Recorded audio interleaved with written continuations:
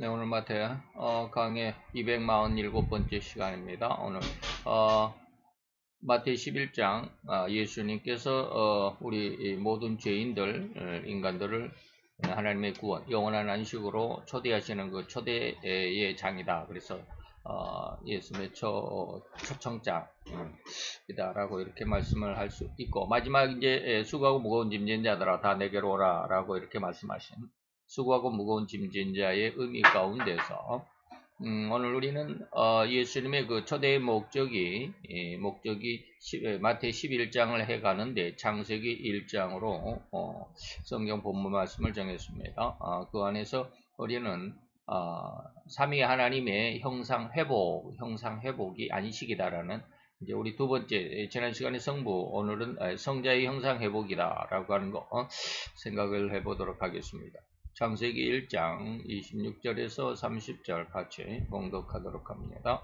하나님이 가라사대 우리의 형상을 따라 우리의 모양대로 우리가 사람을 만들고 그로 바다의 고기와 공중의 새와 육축과 온 땅과 땅에 기는 모든 것을 다스리게 하자 하시고 하나님이 자기 형상 곧 하나님의 형상대로 사람을 창조하시되 남자와 여자를 창조하시고 하나님이 그들에게 복을 주시며 그들에게 이르시되 생육하고 번성하여 땅에 충만하라 땅을 정복하라 바다의 고기와 공중의 새와 땅에 움직이는 모든 생물을 다스리라 하시니라.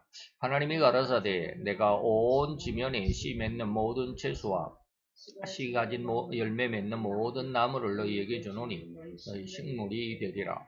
또 땅의 모든 짐승과 공중의 모든 새와 생명이 있어 땅에 기는 모든 것에게는 내가 모든 푸른 풀을 식물로 주노라 하시니 그대로 되니라. 아멘.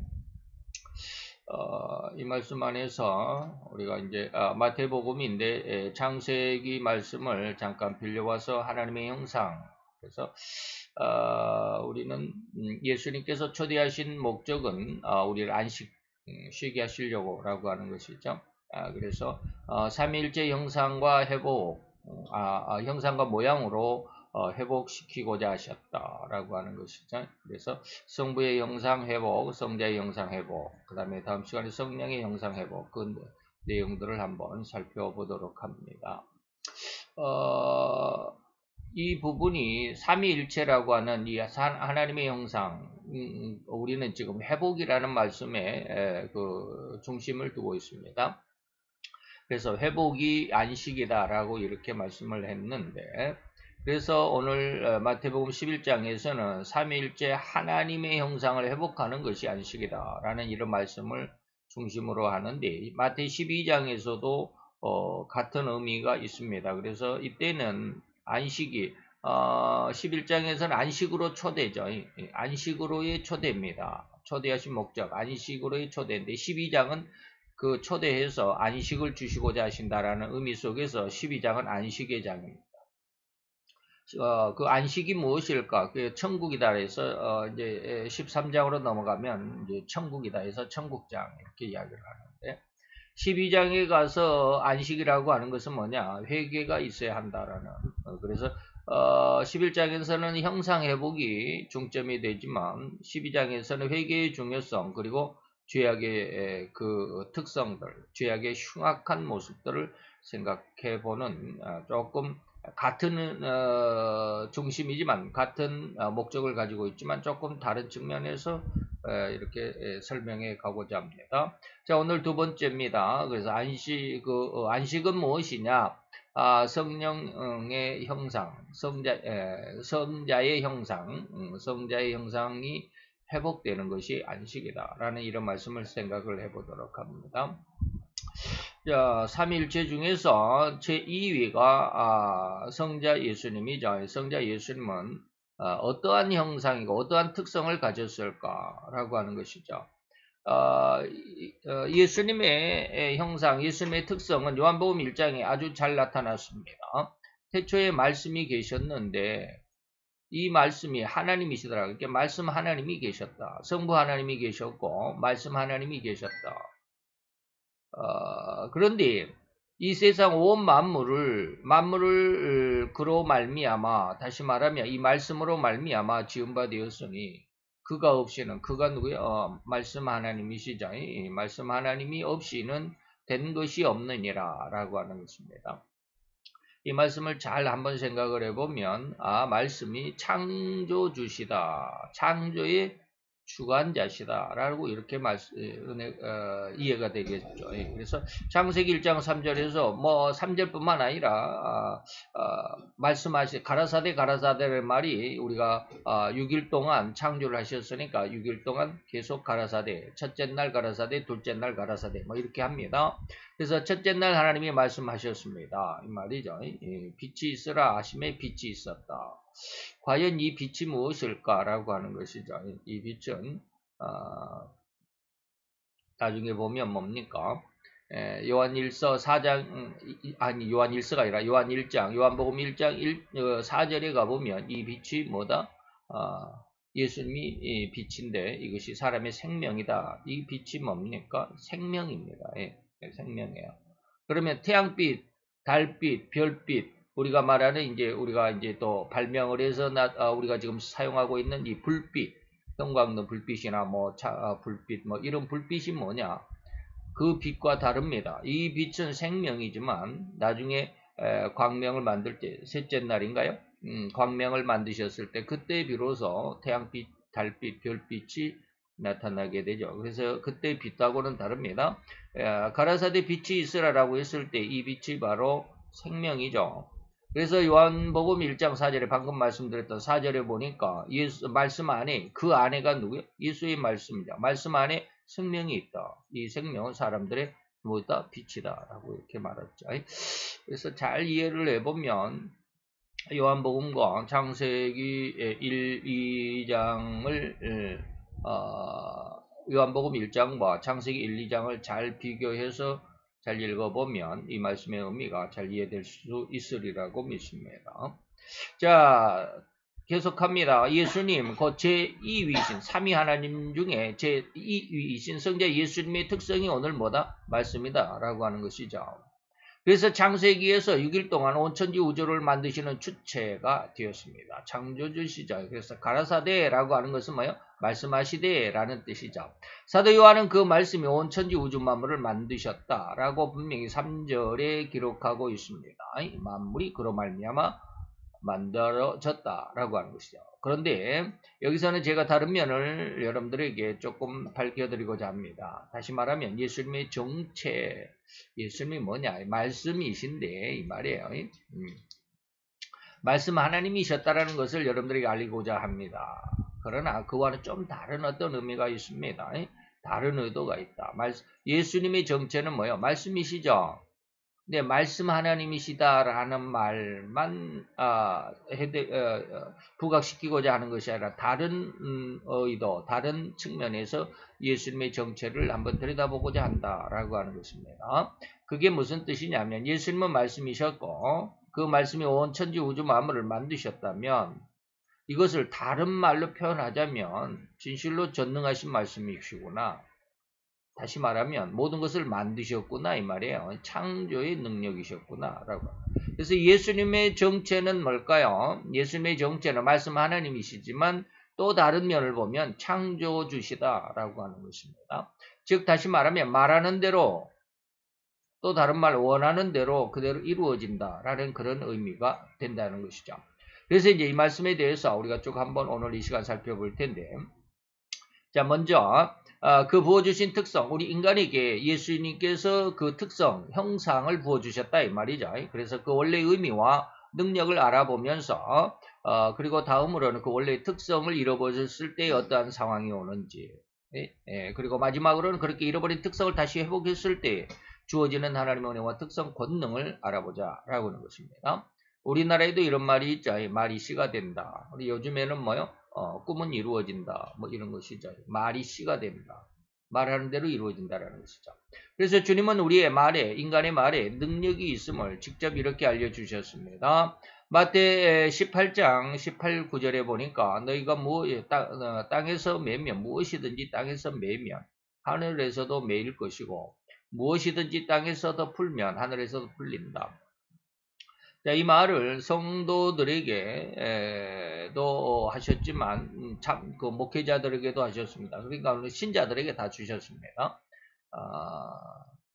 물론 안 믿는 사람들도 이게 있습니다. 전혀 없다라고 말할 수가 없어요. 그거 이제 우리가 저는 이제 그루터기라고 이렇게 말씀드리는 거예요. 어쨌든지 그거는 이따 말씀드리고, 우리가 땅에서 무엇인가 매인다. 다시 말하면 이게 뭐 꼭 저주를 한다라는 이런 말보다는 참 저 사람 안 되겠는데라고 하면 이 말이에요. 그리고 또 너희가 하늘에서 땅에서 푼다라고 하는 것은 뭡니까? 이 땅 위에서 저 사람 잘 되겠는데 이렇게 하는 거예요. 그러니까 매인다라 매듭을 지어버린다, 묶어버린다 이 말이 진짜. 그러니까 쉽게 말하면 복을 묶어버리는 것이고, 이건 복을 풀어놓는 것이죠. 그러면 하늘에서도 그대로 풀릴 것이고, 매이면 하늘에서도 매일 것이다. 이건 뭐예요? 말하는 대로, 의도하는 대로 이 말이에요. 예. 그래서 너희가 땅에서 합심하여 무엇이든지 구하면, 기도하면 하늘에 계신 내 아버지께서 너희의 그 기도를 이루어 주신다라는 이런 말씀이 마태복음에 있습니다. 요한복음 15장 7절, 제가 자주 언급하는 말입니다. 너희가 내 안에 거하고 내 말이 너희 안에 거하면 이라. 우리는 상당히 많은 사람들이 무엇이든지 원하는 대로 구하라 그리하면 이루리라 라고 하는 이 좋은 말만, 좋죠. 그러니까 이 말만을 기도할 때도 많이 사용을 합니다. 그런데 중요한 것은 이 전제 조건입니다. 너희가 내 안에 거하고 내 말이 너희 안에 거하면 이 말이에요. 그래서 믿음이라고 하는 거, 교리 시간에 지금 제가 거의 이제 교리 거의 마지막을 지금 써가고 있는데, 그 중에 이제 이런 내용들이 나와요. 믿음이라는 게 무엇일까라고 하는 거. 물론 앞에서도 쫙 얘기했지만 이번에 믿음이라고 하는 것을 제가 그 설명할 때 이 말씀을 넣습니다. 너희가 내 안에 거하고, 다시 말하면 우리 신자가 예수님의 마음에 걸맞으면 이 말이에요. 알맞게 되면, 그리고 또 예수님의 말씀이 우리 마음속에 믿음으로 자리 잡게 되면 이 말이에요. 그때 무엇이든지 원하는 대로 구하면 이루어진다. 그러기 전에는 이루어지지 않죠. 그러니까 우리의 기도가, 우리는 지금 아무리 기도해도 잘 안 되죠. 이루어지질 않죠. 뭐 어떤 것은 이루어지는데 어떤 것은 잘 이루어지지 않죠. 이것은 뭐예요? 우리는 아직 이 말에 대해서 정확하게 완성이 되어 있지, 다시 말하면 말의 형상이 완전히 회복되어 있지 않기 때문이다 라고 이렇게 해석을 해도 괜찮습니다. 어쨌든지 넘어갑니다. 자, 너무도 엄청난 능력 있는 말이다. 이 말이라고 하는 건 능력 그 자체라고 할 수 있겠죠. 이 말씀은 그 마태 18장 18절 19절 방금 말씀드렸던 이 결론의 말씀으로 다시금 되새기게, 앞으로 되새기게 될 겁니다. 자, 바로 그 전능하신 말씀이란 특성을, 바로 그 창조의 근본이라는 특성을 인간인 나 자신에게, 인간 자신에게, 인간 한 사람 한 사람에게, 다시 말하면 한 개인 속에 은혜로 특성이요 성자의 형상으로 넣어주신 것입니다. 무엇을 넣어줬다고요? 창조의 능력을 말이에요. 말씀이라는 것은 창조의 능력을. 그래서 인간인 나라고 하는 한 인격체가 발설하는 모든 말 한마디 한마디가 곧 힘이 될 것이고 능력이어서 그대로 이루어진다라는 사실을 깨닫게 하기를 원했습니다. 그래서 마가복음에 보면 이렇게 기록하고 있습니다. 마가복음 11장에 보니까 누구든지 이 산더러 들려서 바다에 던져져라 라고 이렇게 말하면 그 말하는 것이 이룰 줄 믿고 마음에 의심하지 아니하면 그대로 되리라.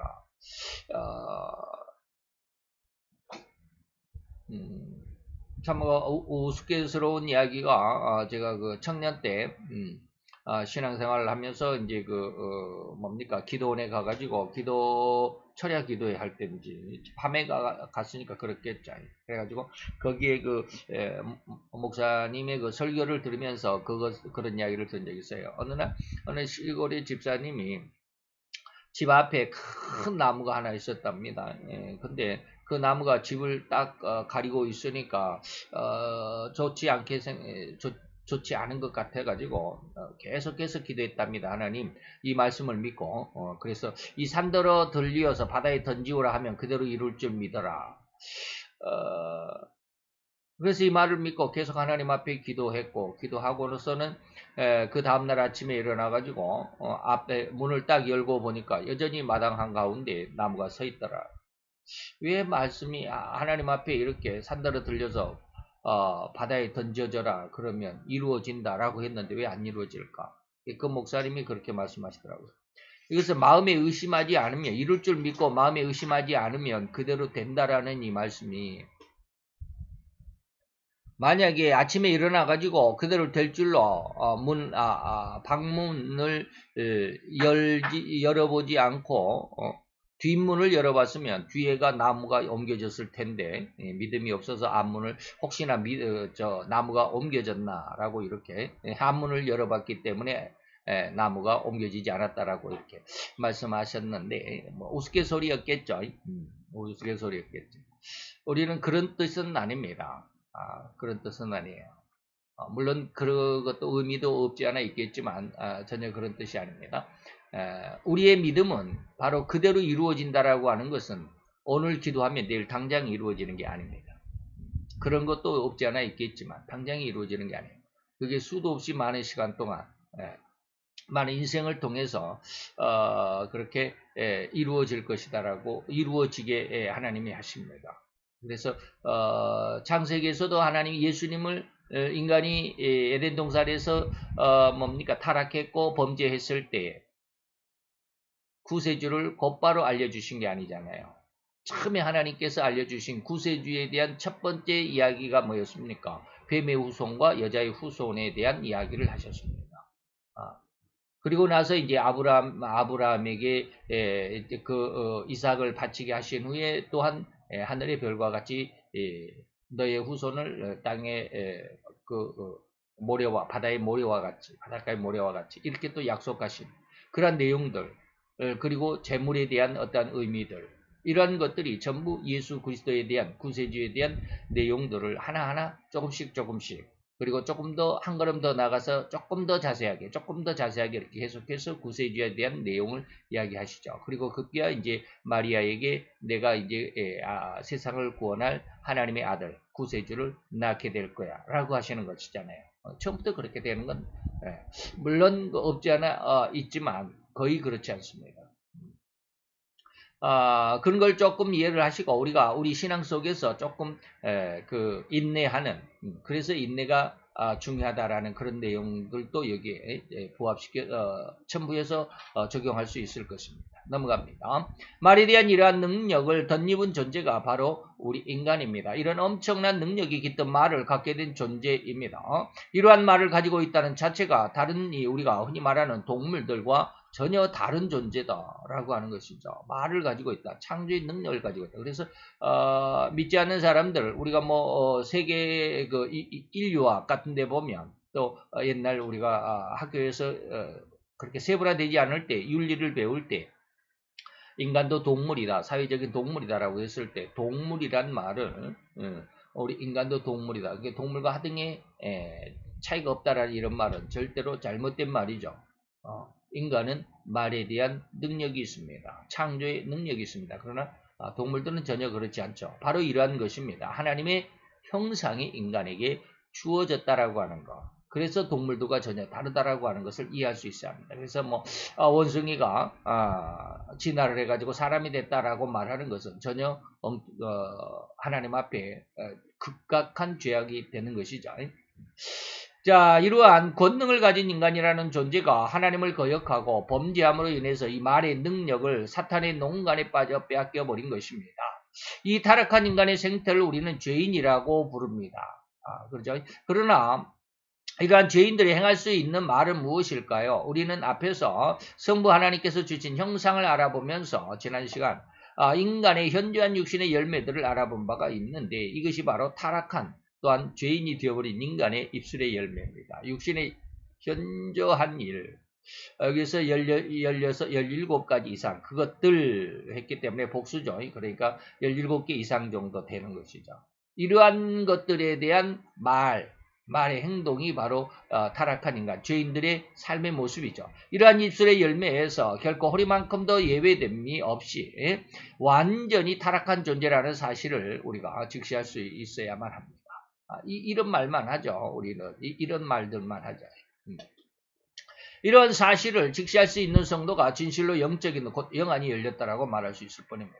하도 그러니까 그런가 보다라고 의식하고 이식하는 것이 아닙니다. 우리 마음속에 그것이 느껴지고 절절히 깨달아질 수 있어야 되는 것이죠. 예. 여러분들이 뭐라 그럴까요? 그 경험이 되어지면 제가 이 말이 무슨 말인지를 이해할 수 있을 겁니다. 그건 육신의 법이고 죄의 법에서 절대로 호리만큼도 벗어날 수 없는 존재가 누구다? 죄인이다라는 거예요. 육신의 법에서 그리고 죄의 법에서 호리만큼도 벗어날 수가 없다. 그래서 에베소서 2장 2절 3절에 보니까 우리는 완전히 이 세상 풍속을 쫓는 사람입니다. 공중의 권세를 잡는 자, 마귀죠. 마귀. 그 다음에 또 지금의 불순종의 아들들 가운데 역사하는 귀신들의 유혹에 의해 살아갈 존재뿐이죠. 그래서 예전에는 예수를 믿기 전에는 이 말이죠. 전에는 우리도 다 이러한 가운데 어떠한 가운데 이러한 역사 가운데 우리 육체의 욕심을 따라서 지내왔던 우리의 모습이다. 육체와 마음이 원하는 것을 행하는 그런 삶이었기 때문에 역시 다른 이들과 같이 본질상 멸망의 자녀다. 진노의 자녀였을 뿐이다. 라는 것이죠. 자, 이러한 죄인을 사도는 죄의 법 또는 혹시나 육신의 법에서 결코 해방될 수 없는 존재라고 말하고 있습니다. 그런데 이제 예수로 인해서 구원받는 존재가 되었습니다. 다시 말하면 우리가 예수 안에 있는 무엇이 빛이 있었다 그랬잖아요. 이것이 바로 생명의 성령의 법인데 이것이 죄와 사망의 법, 죄와 사망의 법이 뭐요? 바로 에베소 2장 2절 3절 아까 말씀을 드렸던 갈라디아서 5장 19절로 21절 같은 이러한 삶을 사는 것이 뭐요? 죄와 사망의 법에서 사는 것이죠. 이러한 삶의 법에서 결코 우리는 해방될 수가 없는 존재였는데 이것을 예수님께서 예수 안에 있는 생명의 성령의 법이 우리를 어떻게 했다? 너를 해방했다라고 하는 것입니다. 자, 그런데 예수로 인해서 구원받은 존재인 성도라고 한다면 이 생명의 성령의 법이 예수 안에 있는 생명의 성령의 법이 죄와 사망의 법에서 해방되게 하신다. 그와는 반대로 절대로 예수로 인해 구원을 받지 못한 불신자라면 다시 말하면 죄인들에게는 오로지 죄와 사망의 법만이 죄인들을 장악하고 있을 뿐이다. 죄와 사망의 법에서 우리는 어떻게 살았어요? 육체와 마음이 원하는 것을 행하는 그런 삶을 살았던 불신자들과 똑같은 모습이었지만 이제는 예수 안에서 죄와 사망의 법에서 해방되는 그런 은혜가 있어지게 됐다라는 것입니다. 자, 그래서 성부 하나님의 성품이며 특성인 오직 사랑, 또 용서, 그리고 포용하는 마음을 잃어버렸던 존재인 불신자들의 특성, 곧 죄악으로 인해서 풍성하게 채워진 흉악한 죄악의 열매들만으로 맺을 수밖에 없는 그런 욕설과 사기, 거짓, 그리고 상대를 서로 압박하고 이용하고 헌시짝 차버리듯 매몰찬 상태로만 살아가는 이러한 죄의 종된 삶이었을 뿐이었습니다. 이것을 히브리서는 뭐라고 그랬냐면 죽기를 두려워 일생에 매여 종노릇하는 죄의 종노릇하는 자들의 삶이었다라고 하는 겁니다. 이러한 모습에서 이 종노릇하는 삶의 모습에서 예수님은 우리를 해방시켜 주시려고 오신 것이다 라는 그런 뜻이겠죠. 자, 모든 생명과 또한 세상에 있는 모든 물질까지라도 만들어낼 수 있었던 인간이 가졌던 이 말의 능력과 힘이 이제는 서로를 향하여 거짓과 철저한 몰염치로만 살아가는 죄의 종, 일생의 종이 되어버린 이 상황을 철저하게 우리는 들여다볼 수 있어야 되고 또 철저하게 이러한 죄악의 상황을 해결할 수 있는 존재, 다시 말하면 성도는 반드시 해결할 수 있는 은혜를 얻어야만 합니다. 이러한 성도가 되어야만 할 것입니다. 회개는 그냥 한다고 해서 되는 게 아니에요. 회개의 영이 주어질 때 회개가 되어지는 그런 은혜가 있습니다. 우리가 하는 예수님 십자가 앞에서 하는 죄의 회개는 그냥 우리가 모든 사람이 거의 다 할 수 있습니다. 그러나 보혜사 성령의 죄에 대한 책망의 은혜는 이 철저한 회개, 여기서 말하는 철저한 죄의 상황을 회개할 수 있는 존재가 되는 은혜인데 이거는 그 은혜가 주어질 때만 보혜사의 성령이 우리를 죄를 책망할 때만 얻어지는 죄의 회개입니다. 자, 이만큼 하고 두 번 다른 쪽으로 한번 가봅시다. 다시 말씀이란 형상의 이 비밀 혹은 은혜와 그 능력을 거론했던 그 시작점으로 다시 돌아가서 인간은 절대로 인생의 목적과 목표를 가지고 살아갑니다. 다시 말하면 불신자라도 이 말 타락했고 그리고 하나님 앞에 정령 죽으리라 해서 죽어버린, 다시 말해 하나님과 교제가 끊어져 버리고 영적인 생명이 죽어버린 육신적인 생명과 육신적인 삶을 살아가는 존재예요. 이것을 지금 이야기하는 겁니다. 그래서 그 목적과 목표를 이루기 위해서 수없이 많은 사람이 자신의 건강을 잃는 줄도 모르고 일생을 바쳐 헌신하는 삶을 살아갑니다. 그러죠? 절대로 이러한 것을 부인할 수 없습니다. 사람들은 다 자기의 일생을 이렇게 수고하고 애쓰고 살아갑니다. 그런데 바로 온 인생의 목적과 목표와 기대를 이루는 최고의 길이며 오직 유일한 길이 믿음이라는 사실을 알고 있습니까? 믿으시는가 이 말이죠. 자, 그래서 지금 우리는 말씀의 형상이 인간에게 주어졌는데 그 말씀의 형상의 특성이 뭐다? 창조의 능력이다. 두 번째는 뭐요? 그 말씀은 믿음이다라는 것을 지금 말씀을 드리는 겁니다. 자, 믿음은 바라는 것들의 실상이 되는 겁니다. 현실, 실제가 되는 겁니다. 보지 못하는 것들의 증거가 되는 겁니다. 자, 하나님의 말씀이고 그 생명이며 창조의 근원인 이 말씀을 성도의 마음이 믿음으로 받아들여졌다고 한다면 아까 뭐라고 그랬습니까? 요한복음 15장 7절에 너희가 내 안에 내 말이 너희 안에 있으면 무엇이든지 원하는 대로 구하면 얻는다고 하신 그 말씀 이를 믿는 그 믿음을 히브리 기자는 실상이라고 증거라고 확신하면서 우리에게 증명해주고 있습니다. 지난 우리 믿음의 선조들도 지나간 우리 믿음의 선조들도 다 이렇게 많은 증거를 얻었음을 인류의 역사, 인간의 역사, 또 믿음의 역사 위에서 증명을 우리가 얻을 수가 있죠. 자, 그런데 이 믿음을 절대로 우리는 여기에서 제가 여러분들에게 두 종류로 분류할 수 있어야 된다라고 말합니다. 하나는 인간적인 믿음이고 하나는 신적인 믿음이다 라고 하는 것이죠. 인간적인 믿음은 뭐예요? 아까 말씀드렸던 우리 말이 씨가 된다. 꿈은 이루어진다. 수고하고 애쓰면 노력하면 10번 찍어서 안 넘어가는 나무가 없다. 이런 뜻입니다. 그러나 신적인 믿음은 그것과는 다르죠. 이 신적인 믿음은 절대로 하나님이 주시는 것입니다. 이것은 보혜사 성령의 죄에 대한 책망이 이루어지고 난 다음에 의에 대한 책망이 이루어질 때 아마 주어지게 될 겁니다. 자, 그러면 먼저 비록 인간적인 믿음일지라도 결코 아무런 열매가 없는 것이 아니다. 그래서 아까 제가 뭐라고 그랬냐면 그릇특이다 라는 이런 말씀을 했습니다.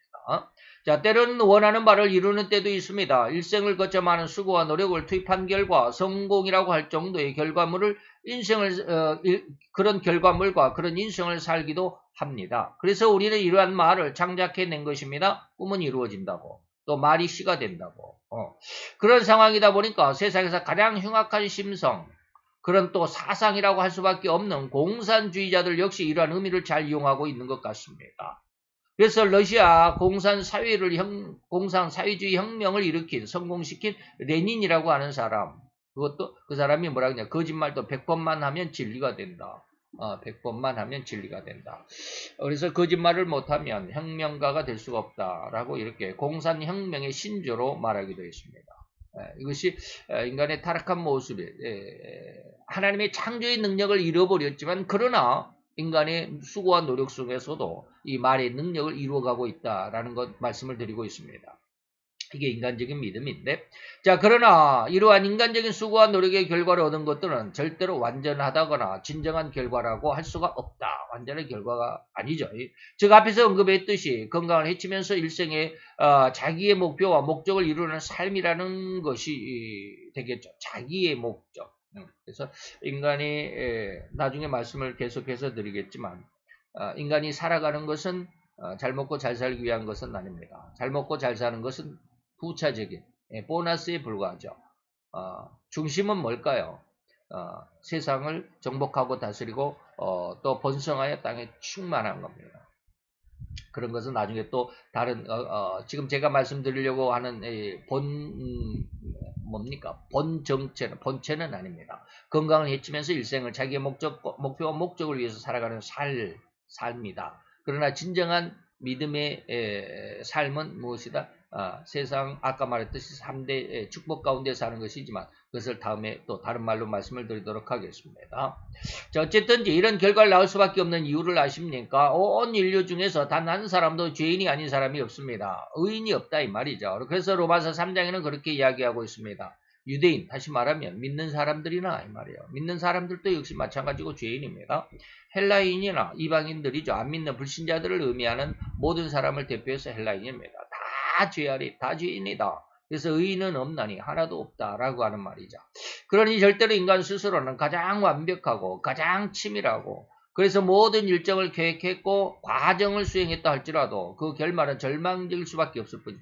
그래서 제가 아까 이제 이런 말씀을 했습니다. 일생을 걸쳐서 많은 수고와 노력을 투입한 결과 성공이라고 할 정도의 결과물과 그런 인생을 살기도 했습니다.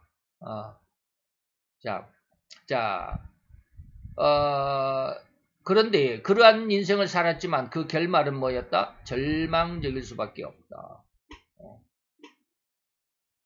이 말을 이해할 수가 있겠죠. 그렇게 수고하고 성공을 했는데 왜 결말이 절망적일 수밖에 없느냐? 앞으로 말씀을 드립니다. 자, 그리고 이러한 결말에서 벗어날 수 있는 인간의 수고와 노력은 단 허리만큼도 없습니다. 앞에서 잠시 언급한 것처럼 절대로 자기 건강을 해치는 줄 알지도 깨닫지도 못한 채 일생을 자기의 목적을 위해서 헌신한 그러한 삶이었을 뿐입니다.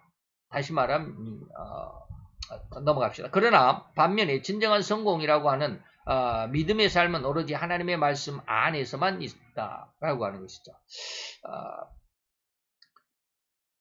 자, 이런 믿음의 심성으로 변화되어야만 합니다. 그래서 다시 제시해 드립니다. 믿음은 바라는 것들의 뭐다? 실상이다. 현실로 나타난다 이 말입니다. 증거가 된다. 그래서 인생의 꿈이고 목적이고 목표를 이루어내는 길은 꿈이 이루어진다라는 걸 믿고 일생을 헌신하고 수고와 노력의 일생으로 살아가는 이러한 삶이 아니라 절대로 하나님의 말씀을 믿는 것임을 믿을 수 있기를 축원해 드립니다. 자, 말을 잘 이해할 수 있어야 합니다. 그래서 인간적인 믿음을 가지고 인생을 살아가는 것이 아니라 신적인 믿음을 가지고 살아가는 게 인생이다라는 것입니다. 네. 그 성공이란 믿음이다라는 것입니다. 성공은 뭐요? 믿음이에요. 수고하고 애쓰고 살아가는 것이 아니라. 이 믿음은 다른 어느 곳에 있는 것이 아니고 오로지 하나님의 말씀 안에가 있습니다. 하나님의 약속을 믿는 것입니다. 왜냐하면 그런 하나님의 말씀을 요한복음 1장 1절 3절에서 그 비밀이고 그 은혜를 잘 설명하고 있기 때문이죠. 계속 말씀드립니다. 태초에 말씀이 있었는데 이 말씀이 하나님이시고 그가 온 세상 우주 만물을 만드셨다. 곧 하나님의 말씀은 우리가 살아있다는 증거이고 또한 없는 것에서 현실로 만들어내는 겁니다. 창조하는 것이죠. 없는 무에서 유를 창조하는 것입니다. 이것을 실상으로 있게 한다. 현실이 되게 한다. 이렇게 만드는 창조의 능력이라는 것이다. 라는 것이죠.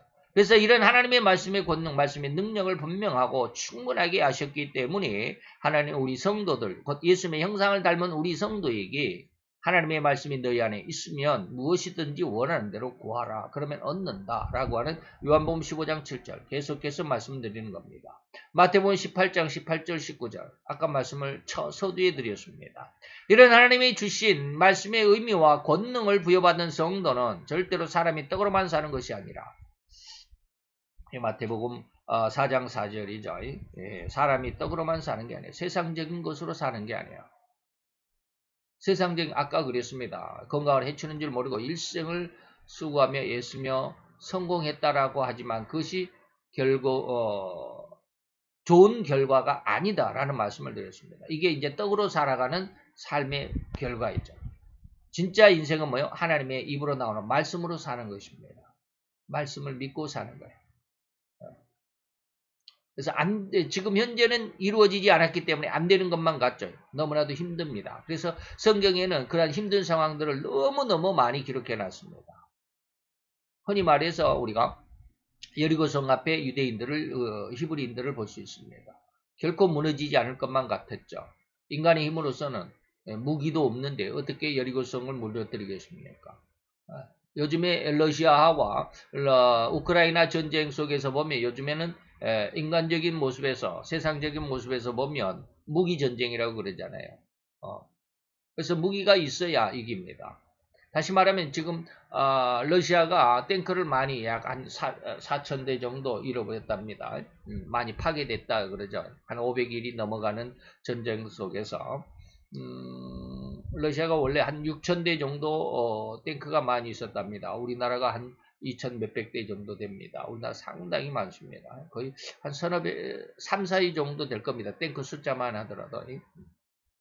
근데 그 숫자가 거의 4,000대 이상이 없어졌으니까, 파괴됐으니까, 나머지 갖고는 안 되죠. 나머지도 뭐 다른 데 다 지키고 있어야 되잖아요. 이쪽이면 우크라이나의 쪽으로 다 해버리면, 일본, 뭡니까, 뭡니까, 일본하고 이렇게 맞대, 일본 저 홋카이도의 위에 맞대 있는 뭐, 쿠릴 열도, 쿠릴 반도인지 뭐, 그쪽으로 또 일본이 쳐들어가면 어떻습니까? 곤란하죠. 중국이 또 쳐들어오면 어떻습니까? 같은 친구라고 해서, 또 그러면 어떡합니까?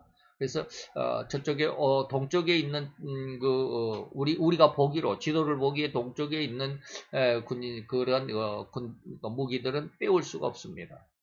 그러다 보니까 지금 이제 우크라이나는 서방에서 많이 탱크도 가지고 가게 되죠. 많이 주고 미사일도 많이 후원해주고 그러니까 지금 이제 전세가 역전이 된다라고 이렇게 할 수도 있는데 그러나 정말로 믿는 자들의 싸움은 그런 것으로 되는 것이 아닙니다. 근데 이게 아무리 이야기를 해줘도 이해가 안 되잖아요.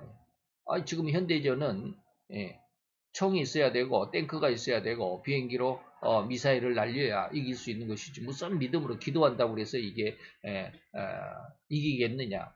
그럼 우크라이나에는 믿는 사람이 없느냐. 믿는 사람은 왜 그렇게 많이 죽느냐.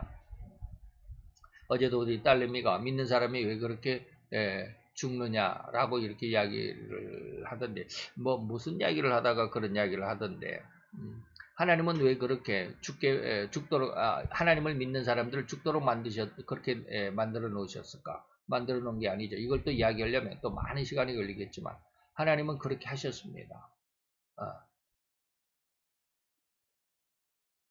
어떤 사람이 우리나라에 그런 이야기를 했다고 그래요.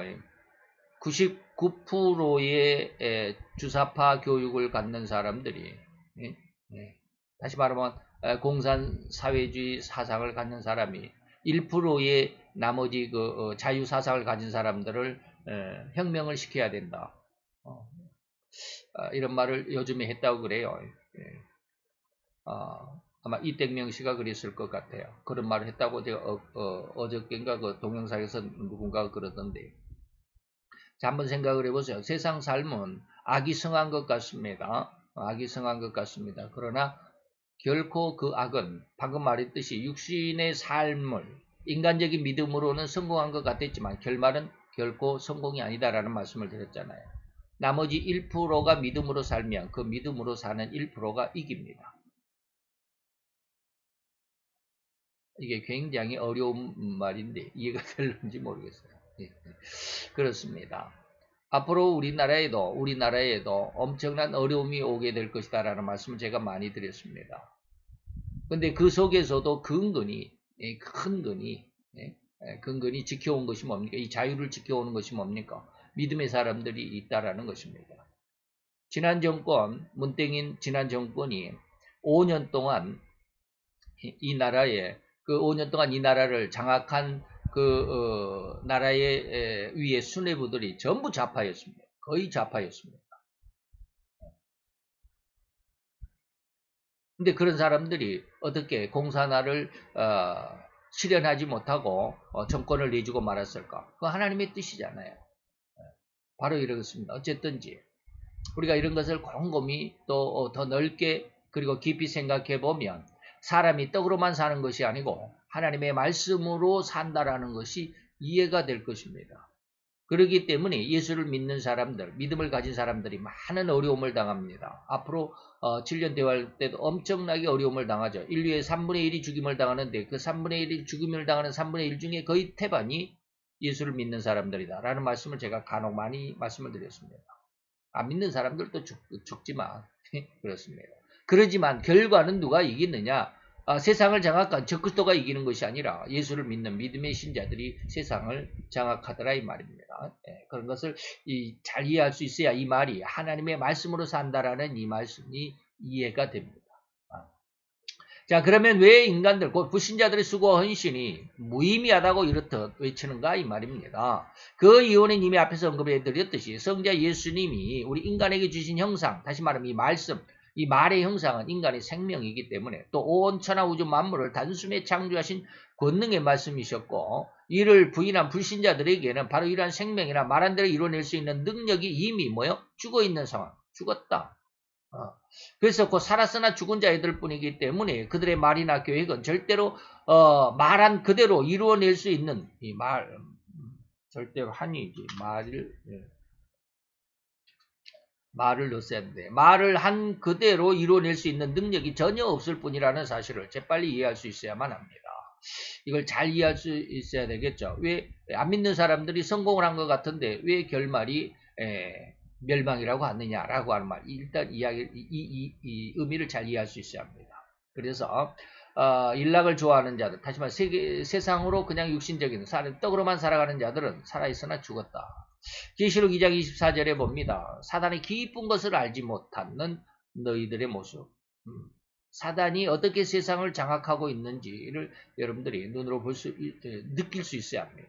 그런데도 인간, 다시 말하면 모든 흉악함으로만 살아가는 인간들은 절대로 온갖 거짓말과 속이는 술수와 계략을 꾸미면서 상대를 기망하고 속이는 이러한 삶으로만 살아갈 뿐입니다. 우리는 절대로 이러한 인간의 속성, 그러한 어떤 타락한 죄의 속성, 그리고 그러한 죄의 속성으로 살아가는 인간의 그 정체를 확실히 아는 하나님의 은혜 안에서 또 하나님은 어떻게 말씀하셨는지 또 하나님에서 나는 말씀의 능력이 어떠한 것인지를 명확하게 아실 수 있도록 은혜가 있어야 합니다.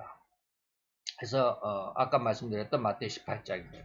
지금까지 계속해서 언급해드렸고 설명해드린 것처럼 하나님의 말씀은 온 세상을 그 말씀 자체로만 이루어냈음을 절대 있어서는 안 될 것입니다.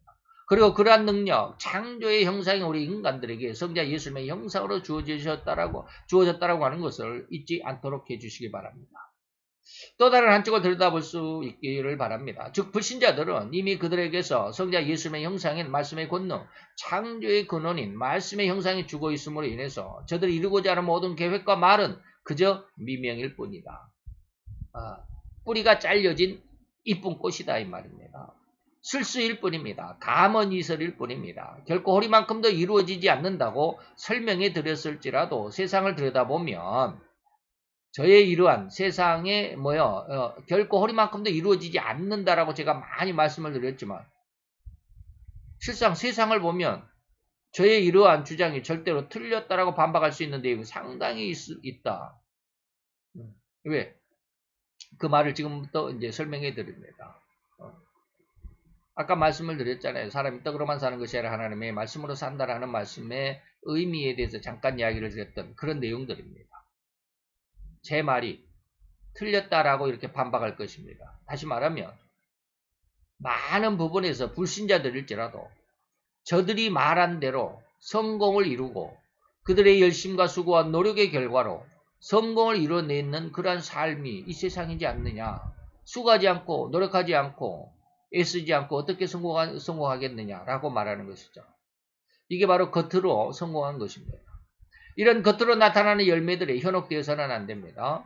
절대로 주님의 말씀이 오로지 세상의 세상 법칙의 진리고 근간이며 흔들리거나 헷갈려서는 안 된다라는 것을 지킬 수 있는 믿음으로 우리가 성장해야만 합니다.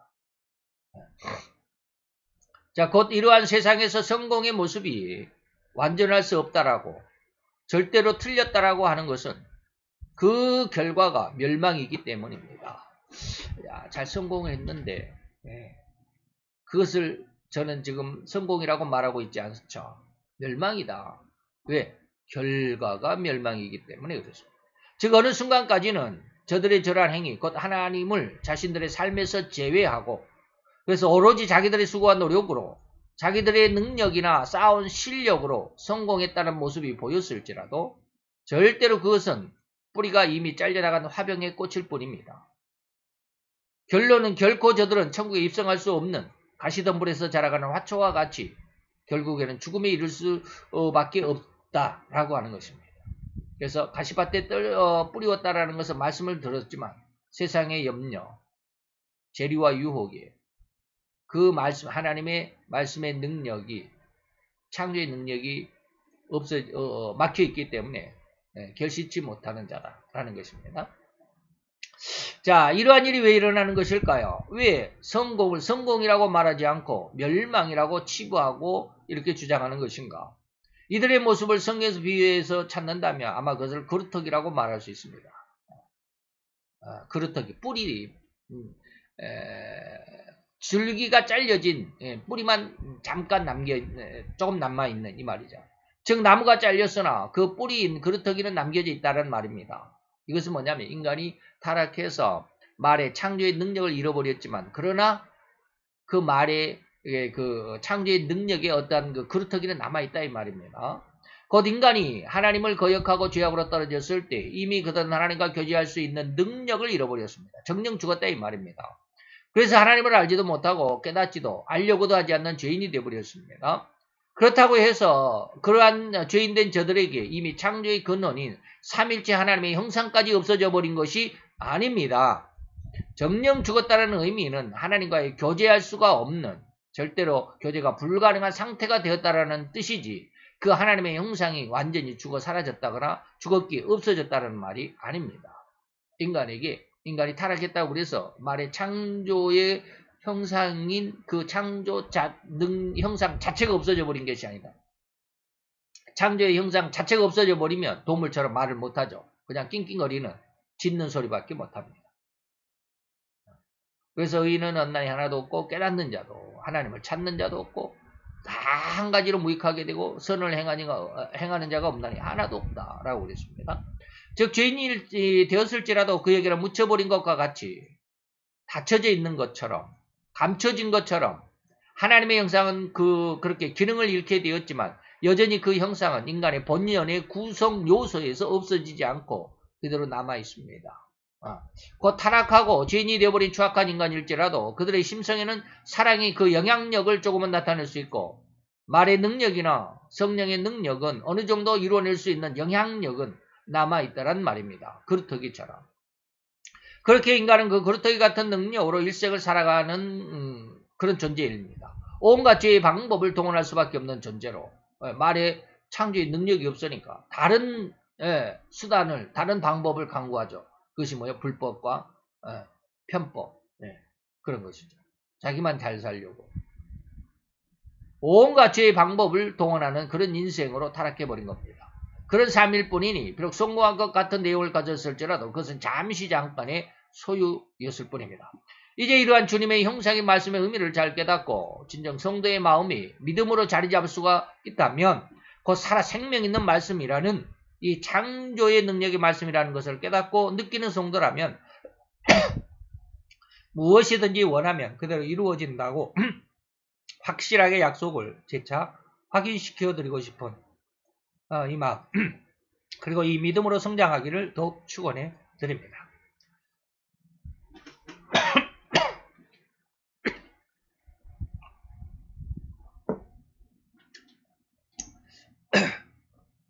그러나 이렇게 하나님의 말씀, 약속하신 말씀이 허리만큼도 변할 수 없으신 하나님의 확실한 약속의 말씀이라고 믿는 그 말씀대로 깨닫고 믿게 되었을지라도 당장이 현실로 이루어지지는 않습니다. 아까 말씀드렸죠. 기도한다고 그 다음날 곧바로 이루어지는 게 아닙니다. 이게 웬 궤변이야. 이루어진다고 지금까지 그냥 열불나게 말해놓고 당장이 이루어지지 않는다고 그게 말이냐? 이렇게 반문할 수 있을 것입니다. 그러나 정말입니다. 하나님은 절대로 그렇게 말씀하십니다. 그렇게 당혹감에서 번민하고 있을 때 웬 궤변이냐고 당혹해하며 의아해하는 자들에게 하나님은 다시금 이렇게 말씀하십니다. 내게 구하여야 한다. 다시 말하면 에스겔서 36장 37절인데 36절까지 내용 안에서 보면 여호와께서 이스라엘에게 엄청난 축복을 주십니다. 다시 말하면 온 그 황폐하고 황무한 상태 속에서 다시 다 흩어져 버리고 세계 방방곡곡으로 흩어져 버리고 황폐화가 된 그 땅 고토로 다시 돌아오게 될 때 너희들은 다시는 엄청난 그 모든 그 화마들이 너희들을 근접하지 못하게 될 거야 라고 이렇게 말씀하십니다. 그런데 그렇게 말씀했다 할지라도 그렇게 약속을 내가 너희들에게 주었다 할지라도 내가 다시 말한다 이 말.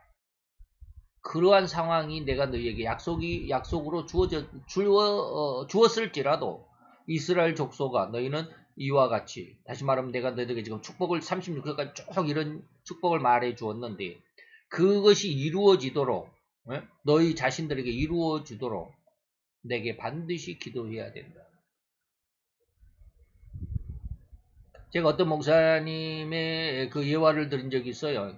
그때 당시에는 이 말씀을 제가 이해하기 전까지는 그 말씀이 굉장히 야 믿음은 저것이구나 라고 생각할 정도로 굉장한 말씀이셨는데 어떤 목사님이 이렇게 설명을 했어요. 믿음이라는 게 뭐냐. 아버지와 아들과의 관계. 우리는 하나님 아버지의 아들이고 하나님은 우리의 아버지가 되시잖아. 근데 이것이 우리의 현상 속에서 아들이 만약에 학교에서 공과금 고지서를 받았어요. 몇 월 며칠까지 얼마를 학교에다가 공과금 납부해라 라고 이렇게 공과금 고지서를 납부했는데 아들은 그걸 가지고 아들이 혼자 고민하지는 않습니다. 아들은 지금 돈을 못 버는데 내가 어떻게 해서 이거 알바를 해야 되나 뭐 이런 고민할 필요가 없어요. 그것을 가져다가 아빠의 책상에 딱 놓기만 하면 된답니다. 네. 고지서를 딱 아빠의 책상에 아빠가 볼 수 있도록 아빠의 책상에 딱 놓고 자기는 나가서 공을 차고 놀든지 운동장에 가서 씨름을 하고 놀든지 철봉을 하고 놀든지 놀기만 하면 땀을 뻘뻘 흘리면서 놀기만 하면 된대요. 그러면 아빠가 나중에 퇴근해가지고 딱 와서 자기 책상에서 고지서를 보고 이게 우리 아들이 학교에다 내일 납부금 고지서구나. 아빠가 이제 은행에서 이체를 하든지 해주면 되는 거예요. 자, 이때 아들이 하는 행동이 믿음이라는 거예요.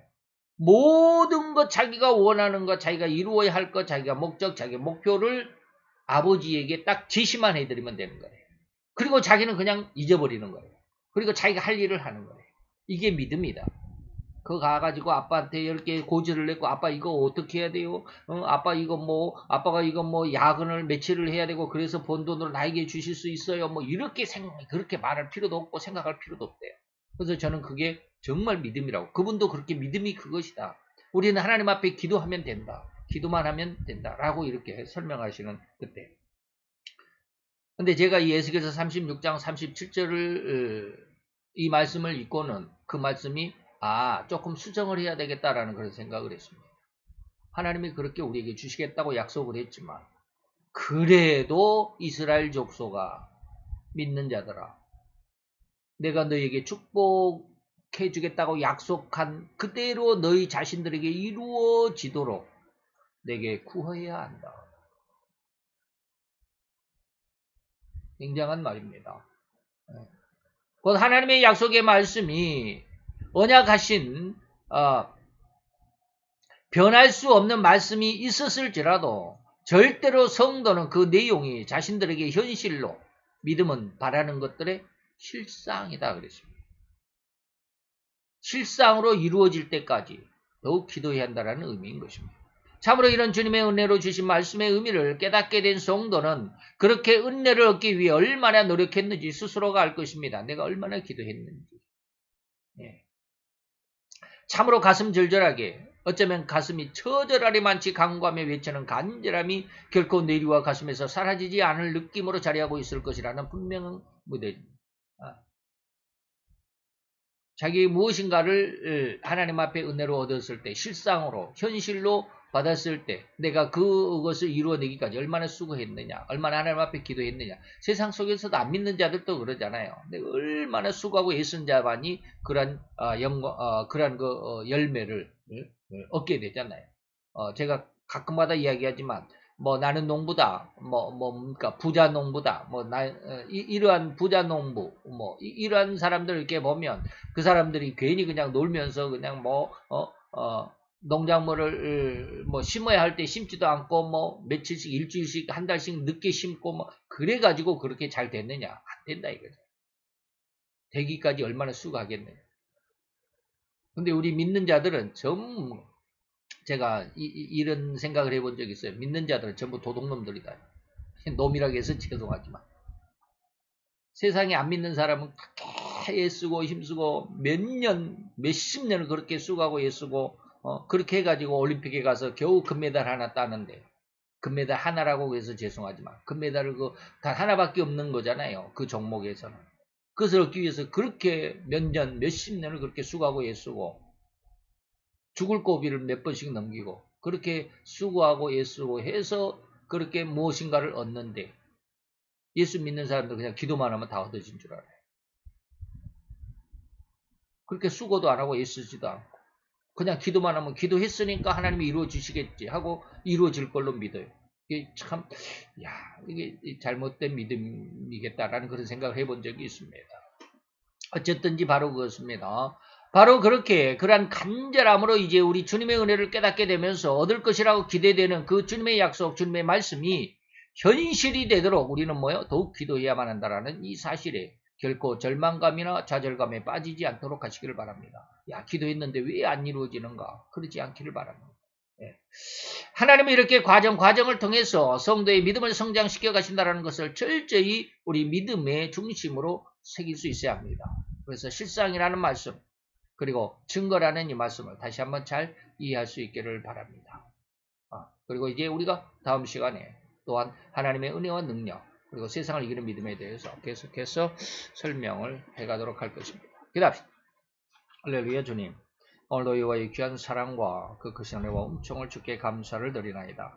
오늘 아버지 하나님 우리가 진정으로 세상에 하나님께서 우리에게 주셨던 세상을 정복하고 다스리며 또한 번성하여 땅에 충만하라 하신 하나님의 그 3대 권능 그 약속 그 축복을 얻기까지 우리가 어떠한 과정 어떠한 삶의 모습으로 주님 앞에 나가야 할는지 그 한 부분을 오늘 이 시간 하나님 앞에 다시 나누었었나이다. 아버지 우리에게 이러한 은혜와 은총이 이제 완성이 될 때까지 아버지며 완전히 성숙할 때까지 수고와 그리고 애쓰는 이 노력이 결코 헛되지 않도록 우리에게 더욱더 힘을 주시고 또 은혜와 용기를 북돋아 주셔서 하나님 앞에 쉬지 않는 그리고 굴복하지 않는 하나님의 믿음의 아들과 딸들이 되도록 또한 그렇게 성장할 수 있도록 은혜로 역사하여 주옵소서. 예수 그리스도의 이름으로 감사와 기도드려 싸움나이다. 아멘.